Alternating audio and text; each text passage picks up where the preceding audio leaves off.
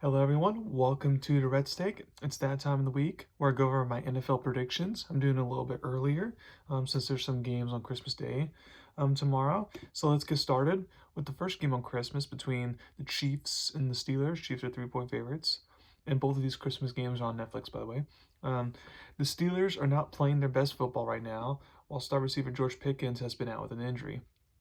If he comes back, then the Steelers have a chance. If not, then I don't see them winning since Pittsburgh has some key players on defense who are also banged up, and Devonta defense has been struggling against better competition the last few weeks.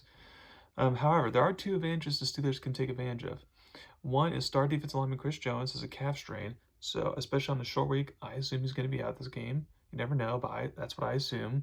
And then if that happens, and the Steelers can have success running the ball and not have to deal with the pass rush and keeping Mahomes on the sidelines, eating up clock. And then the other advantage is since the Chiefs don't have good tackles, pass rushers like TJ Watt should have a great game, make things hard for the Chiefs offense.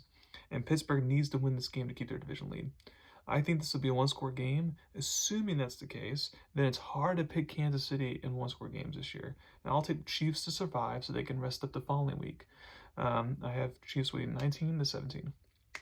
Next, you get the Ravens, who are 5.5-point favorites versus the Texans. The Ravens are playing their best football right now. They're hoping the Steelers lose so they can win the division.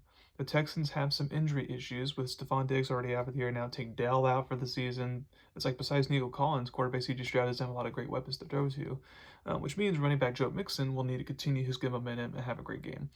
There are not a lot of defenses that could shut down the Ravens' high-powered offense. One defense I can, though, if they play well, is Houston. They've had success against great offenses like Buffalo and Detroit. A lot also with Baltimore traveling on a short week, I can see that being a factor. So even though it doesn't seem or feel right, I have Houston getting the upset here. I have them winning 24-23. Next, for Thursday Night Football, you get the Seahawks, 3.5-point favorites versus the Bears. The Seahawks can't have any more losses if they want to win a division and make the playoffs, since being a wildcard team is not an option for them anymore. Luckily, this game is on the road, and they performed better on the road this season. The Bears are still free falling, and I doubt they snap out of it against a desperate Seattle team. So I do think since Seattle does have to travel on the road for this game, it could be a little bit close, but I'll have Seahawks win this game with a win 27-20. Now for some Saturday games, you got the Chargers, or 4-point favorites, versus the Patriots. The Chargers are on upset alert. The Patriots are a feisty team, playing the Bills tough in Buffalo last week. The reason why LA won last week was the Chargers were finally able to run the ball since J.K. Dobbins has been out with his injury. They're finally able to do that, and then the Broncos defense just collapsed in the second half. I don't think that'll be the case in this game um, since the Chargers clinched a playoff spot with the win. I think they make the clutch plays to win the game, but I would not be shocked if New England got the upset. But I have Chargers winning by 20-19. Next, you get the Broncos versus the Bengals, are 3.5-point favorites. But by all the games Saturday on NFL Network. The Bengals are the Broncos can clinch a playoff spot for the first time in years with a win since the Peyton Manning era. However, the Bengals are hoping that with winning out and getting some help, they sneak into the playoffs.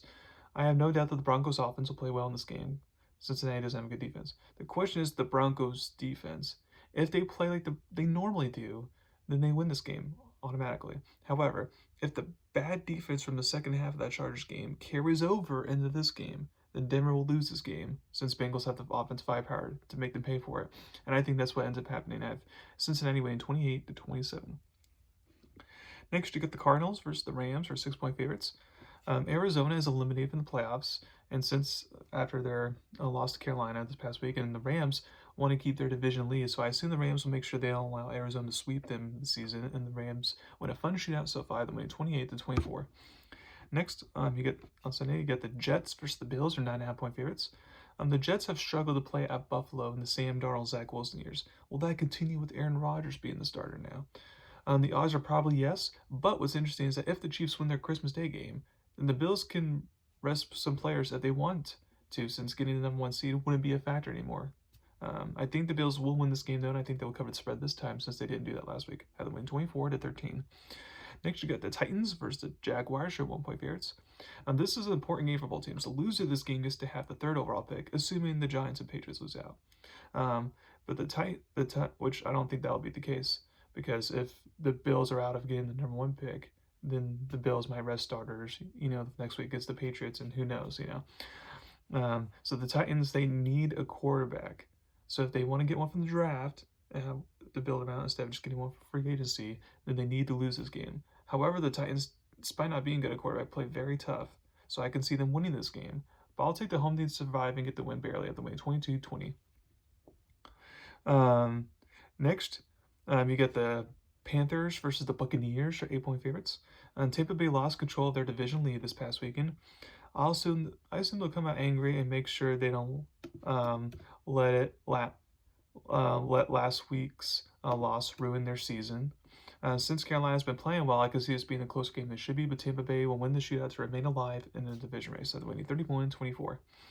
Next, we get the Cowboys versus the Eagles, or 9-point favorites. Based on the spread, Vegas must think that Jalen Hurts will clear his concussion protocol by then. If that's the case, then yeah, sure, Eagles win. But if he doesn't, though, since backup quarterback Kenny Pickett is also dealing with a big injury of his own, then I can't see the Eagles with no great quarterback winning this game.